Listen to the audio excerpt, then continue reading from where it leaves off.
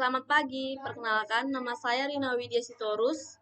Saya ingin mempresentasikan hasil tugas saya, yaitu mengenai tentang estetika seni grafis dan sketsa. Yang pertama itu estetika. Kata estetika berasal dari kata Yunani yaitu aesthesis yang berarti perasaan, selera perasaan atau taste. Estetika adalah ilmu yang membahas keindahan, bagaimana ia bisa terbentuk, dan bagaimana seseorang bisa merasakannya. Teori estetika sendiri terbagi menjadi dua macam, yaitu teori objektif dan teori subjektif.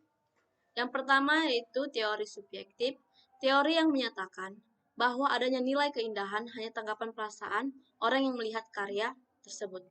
Teori ini hanya berdasarkan naluri saja, untuk menyatakan indah tanpa penjelasan tentang ciri-ciri keindahan dari benda yang dilihatnya.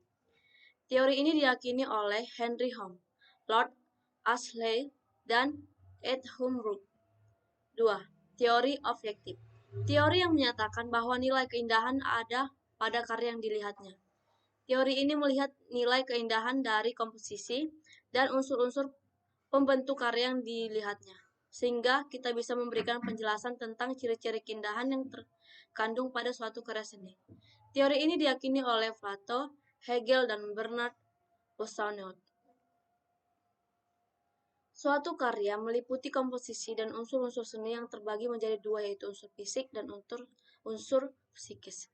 Unsur fisik atau visual, yaitu unsur yang dapat dipahami secara visual, seperti garis, bentuk, tekstur, nada, atau gelap terang dan warna. 2. Unsur psikis atau psikologi, yaitu unsur yang tidak dapat dipahami secara visual, tetapi hanya dapat dirasakan saja seperti emosi, pikiran, pandangan, gagasan, dan karakter. Dalam pembentukan komposisi estetis ada 5 unsur penting, yaitu 1. Garis.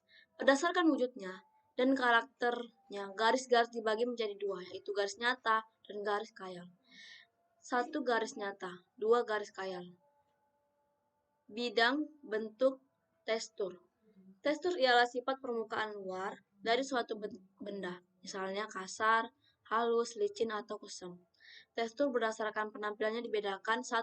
Tekstur asli, yaitu tekstur hasil ciptaan manusia yang dapat menampilkan kesan tertentu kepada si pengamat. Bisa dibuat dengan cara digambar, dilebur, digores, digosok, atau dengan percikan bahan. 5. Gelap terang atau nada. B. Sketsa. Secara etimologis, sketsa ini berasal dari bahasa Yunani yaitu schedios, extempore. Kemudian diadopsi menjadi bahasa Inggris sebagai sketsa, yang di dalamnya terdapat sebuah gagasannya tanpa persiapan. Sedangkan arti kata sketsa meliputi sebagai sebuah garis, gambar, ilustri, buram, coretan, rencana, konsep, serta konsep.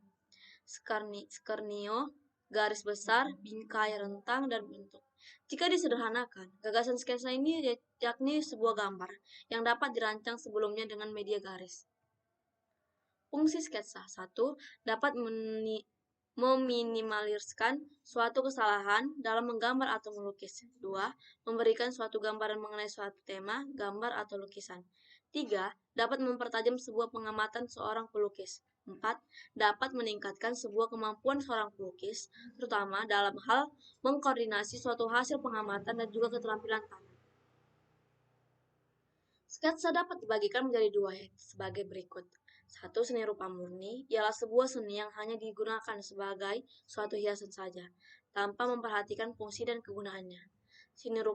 Seni rupa terapan merupakan sebuah seni yang selain memperhatikan keindahannya, juga dapat memperhatikan fungsi dan kegunaannya. Unsur-unsur sketsa. 1. Garis. 2. Bidang. 3. Bentuk. 4. Warna. 5. Efek pencahayaan. Selanjutnya, jenis-jenis sketsa. 1. Gambar garis besar, sketsa cepat, studi citra. Teknik membuat sketsa. 1. Arsil, 2. Dusel, 3. Teknik pointillis. Sekian hasil dari presentasi saya. Jika ada salah mohon dimaafkan. Terima kasih.